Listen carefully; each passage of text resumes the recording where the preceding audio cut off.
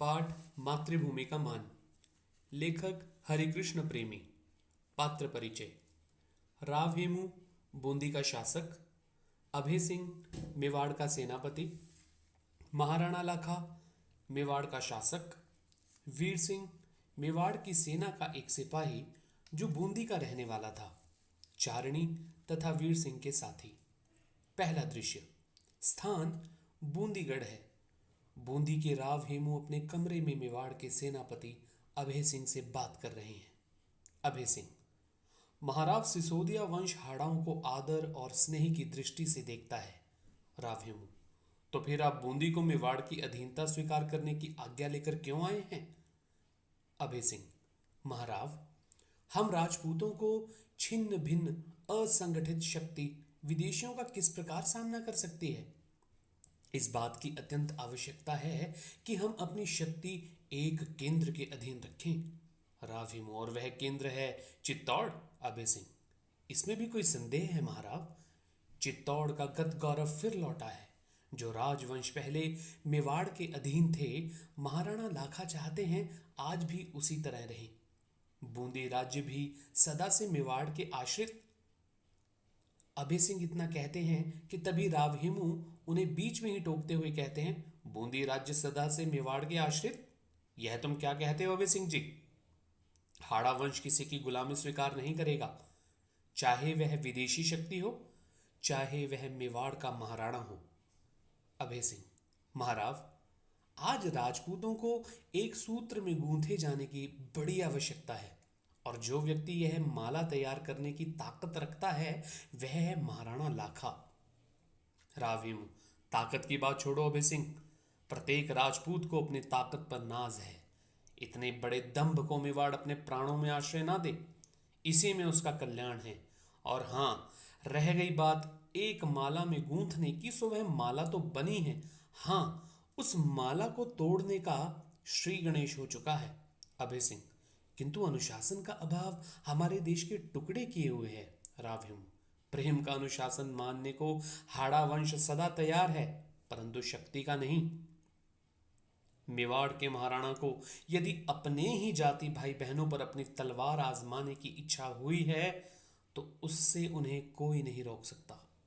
बूंदी स्वतंत्र राज्य और स्वतंत्र रहकर वह महाराणाओं का आदर करता रह सकता है, अधीन होकर किसी की सेवा करना वह पसंद नहीं करता। अभय सिंह: तो मैं जाऊं? राव हेमू: आपकी इच्छा। दोनों का दोनों तरफ प्रस्थान हो जाता है और यहाँ पर पट परिवर्तन पर्दा गिर जाता है। पहले दृश्य में बच्चों आपने सुना कि किस प्रकार अभय सिंह एक अधीनता का प्रस्ताव लेकर के राव हेमू के सामने रखते हैं, लेकिन राव हेमू उसे स्वीकार नहीं करते। दूसरा दृश्य। स्थान चित्तौड़ का राजमहल है, जहां पर महाराणा लाखा बहुत चिंतित और व्यथित अवस्था में टहल रहे हैं। महाराणा लाखा: मेवाड़ के गौरवपूर्ण इतिहास में मैंने कलंक का टीका लगाया है। इस बार मुट्ठी भर हाड़ाओं ने हम लोगों को किस प्रकार पराजित और विफल किया, उसमें मेवाड़ के आत्मगौरव को कितनी ठेस पहुंची है, यह मेरा हृदय जानता है। अभय सिंह का प्रवेश और महाराणा को अभिवादन करना। अभय सिंह: महाराणा जी, दरबार के सभासद आपके दर्शन पाने को उत्सुक हैं। महाराणा: सेनापति अभय सिंह जी, आज मैं दरबार में नहीं जाऊंगा। आप जानते हैं कि जब से हमें नीमरा के मैदान में बूंदी के राव हेमू से पराजित होकर भागना पड़ा, मेरी आत्मा मुझे धिक्कार रही है। बप्पा रावल और वीरवर हम्मीर का रक्त जिसकी धमनियों में बह रहा हो, वह प्राणों के भय भाग जाए, यह कितने कलंक की बात है। अभय सिंह: किंतु जरा सी बात के लिए आप इतना शोक क्यों करते हैं महाराणा? हाड़ाओं ने रात के समय अचानक हमारे शिविर पर आक्रमण कर दिया। आकस्मिक धावे से घबराकर हमारे सैनिक भाग खड़े हुए। आप तो तब भी प्राणों पर खेलकर राव हेमू से लोहा लेना चाहते थे, किंतु हम ही लोग आपको वहां से खींच लाए। इसमें आपका क्या अपराध है, और इसमें मेवाड़ के गौरव में कमी आने का कौन सा कारण है महाराणा?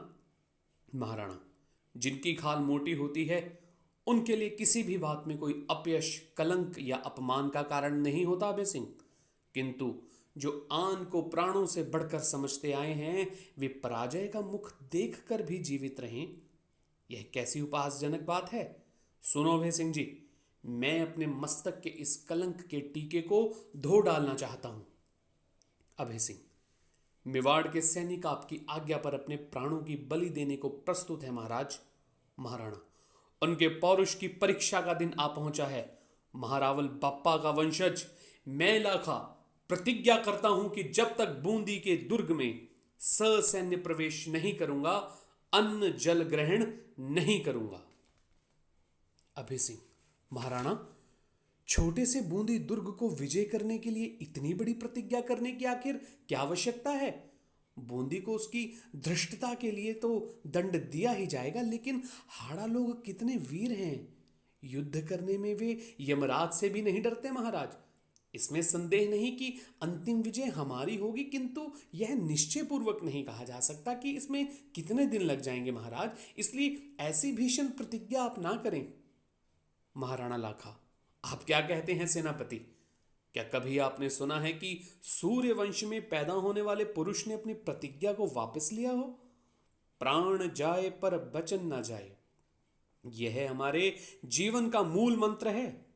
जो तीर तरकश से निकलकर कमान पर चढ़कर छूट गया, उसे बीच में नहीं लौटाया जा सकता। मेरी प्रतिज्ञा कठिनाई से पूरी होगी, यह मैं जानता हूं, और इस बात की हाल ही के युद्ध में पुष्टि भी हो चुकी है कि हाड़ा जाति वीरता में हम लोगों से किसी प्रकार हीन नहीं है। फिर भी महाराणा लाखा की प्रतिज्ञा वास्तव में प्रतिज्ञा है, वह पूर्ण होनी ही चाहिए। नेपथ्य रंगमंच के पर्दे के पीछे की जगह में से आवाज आती है। ये सागर से रत्न निकाले, युग युग से हैं गए संभाले, इनसे दुनिया में उजियाला, तोड़ मोतियों की मतमाला। ये छाती में छेद कराकर एक हुए हैं हृदय मिलाकर, इनमें व्यर्थ भेद क्यों डाला, तोड़ मोतियों की मतमाला। गाते गाते चारणी का प्रवेश। महाराणा, तुम कुछ गा रही थी चारणी। तुम संपूर्ण राजस्थान को एकता की श्रृंखला में बांधकर देश की स्वाधीनता के लिए कुछ करने का आदेश दे रही थी, किंतु मैं तो उस श्रृंखला को तोड़ने जा रहा हूं, दो जातियों में जानी दुश्मनी पैदा करने जा रहा हूं। चारणी, यह आप क्या कहते हैं महाराणा? आपके विवेक पर सबको विश्वास है।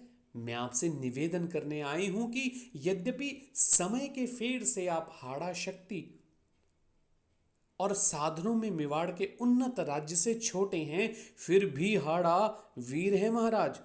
मेवाड़ को उसकी विपत्ति के दिनों में सहायता देते रहे हैं। यदि उनसे कोई धृष्टता बन पड़ी हो तो महाराणा उसे भूल जाएं और राजपूत शक्तियों में प्यार का संबंध बना रहने दें। महाराणा, चारणी तुम बहुत देर से आई।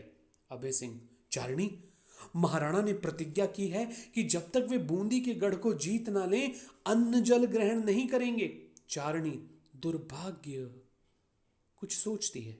महाराणा, मैं ऐसा नहीं होने दूंगी।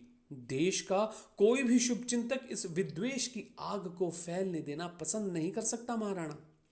अभय सिंह, किंतु महाराणा की प्रतिज्ञा तो पूरी होनी ही चाहिए चारणी, उसका एक ही उपाय है, वह यह है कि यहीं पर बूंदी का एक नकली दुर्ग बनाया जाए।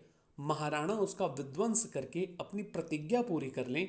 महाराणा, क्या आपको मेरा प्रस्ताव स्वीकार है? महाराणा, अच्छा, अभी तो मैं नकली दुर्ग बनाकर उसका विध्वंस करके अपने व्रत का पालन करूंगा, किंतु हाड़ाओं को उनकी उद्दंडता का दंड दिए बिना मेरे मन को संतोष नहीं होगा। सेनापति, नकली दुर्ग बनवाने का प्रबंध करो। सभी का प्रस्थान, और यहीं पर दूसरा दृश्य खत्म हो जाता है।